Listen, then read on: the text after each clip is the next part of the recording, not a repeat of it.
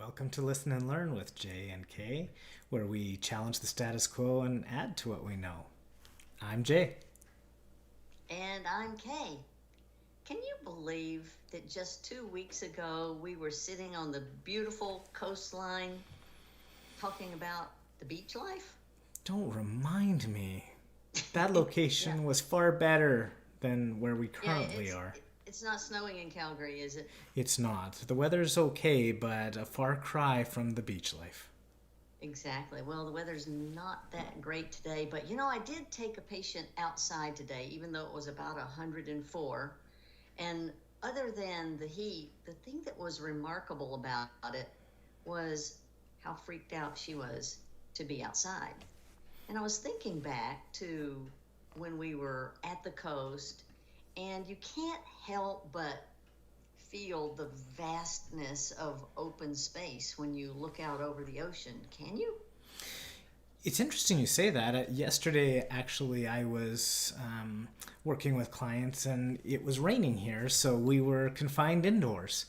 Uh huh. And you're right. When we're indoors, I find ironically that we might be walking across open space and it's almost as if every time we approach an object with mass, it's like there's a gravitational pull that sucks my patients into it. And, they lunge for it, they dive, they want to touch every wall or hall or nightstand or shelf because they do not want to be near that open space. And the only way to avoid this diving for security in objects is to stay away from it. Exactly, which makes open space the perfect place to help a patient learn to walk and move. Except what happens to my patient is that her anxiety is so severe, she just freezes. I mean, she practically goes rigid and she's just overcome with fear. So, there has to be kind of a middle ground. There has to be some kind of staging because at that level of fear, there can't be any learning that takes place. And on the other hand, if, as you were saying, if you're indoors where people are seem to be just like a magnet drawn Yeah, to something to exactly. put their hand on, that that situation can't lend itself to ever being free either. And it's interesting because after my client had that experience today, she just cried and she said, "I feel like I'm in a jail cell." And she can move around in her home inside her jail cell, but she can never escape that feeling of being imprisoned because of how she's so afraid of outdoor space. When she's walking down her hall, fine. When she can have one finger on the wall, fine. And I think back to all the ways that people are starting their rehabilitation in institutional care, most of the time is in parallel bars.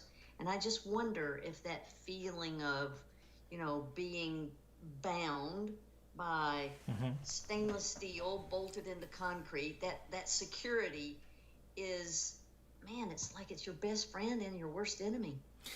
And I think you say it exactly right.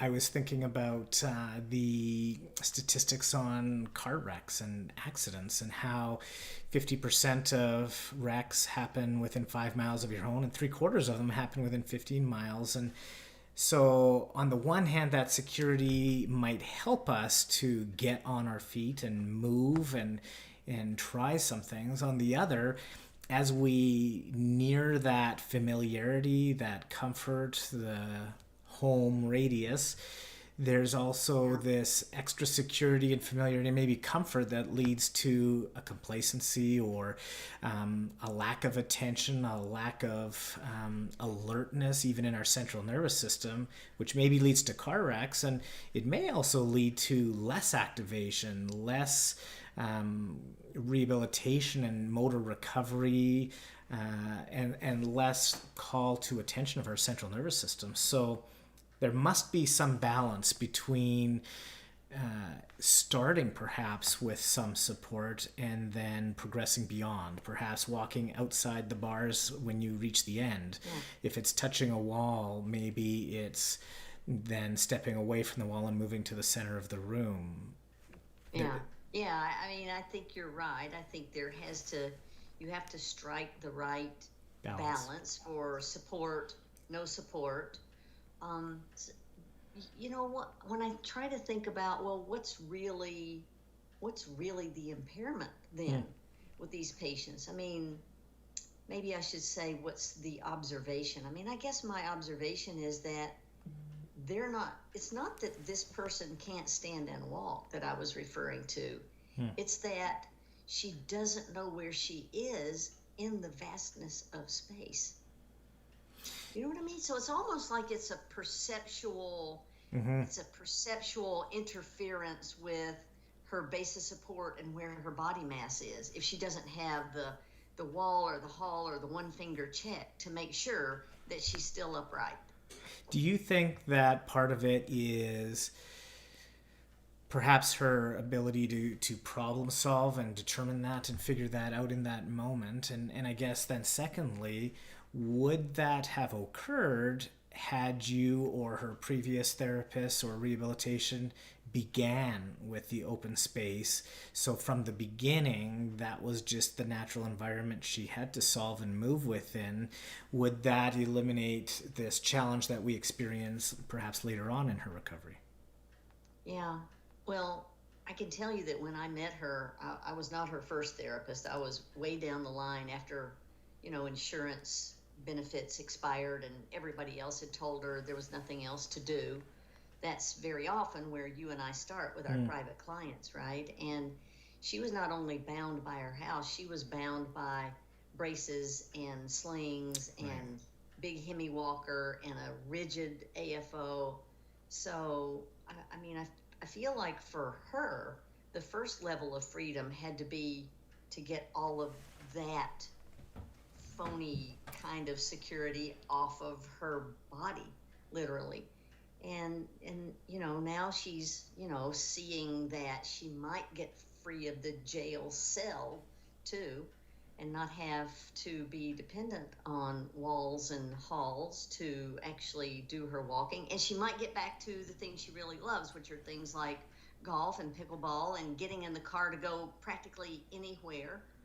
um, So so I think what you're saying, though, similar to many things we experience in rehabilitation, that if a hall wall or bar or splint or something else were provided as a crutch, so to speak, something to rely upon, even in situations where it is a compensatory movement pattern, once those reliances, dependencies on that compensation take place, we're faced with the incredible challenge of trying to withdraw that and trying to eliminate it. And so, again, I wonder if the hall, the wall, the bar, the confined space, whether we didn't have that offered early on, yeah. would we have such difficulty removing it and working in that environment now with that same client? Yeah, I think you're right. I think what you're saying is that in hospitals, to get people stable and moved on, we adopt short-term solutions, Right. and then we really set up long-term problems. I wonder, even when we create a short term solution, perhaps we could consider introducing it in such a way that it serves as a constraint promoting good rather than simply security and support. So, instead of holding and pulling on something or leaning on something, perhaps the wall serves as a constraint that limits a weight shift to that side or a circumduction in your gait pattern.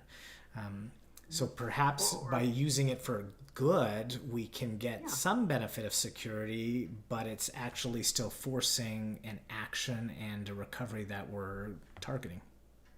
yeah. I think those are the kind of compromises that have to be made. And I guess what I would say to you and I think we agree, and to other therapists who may be joining us for this conversation, is that,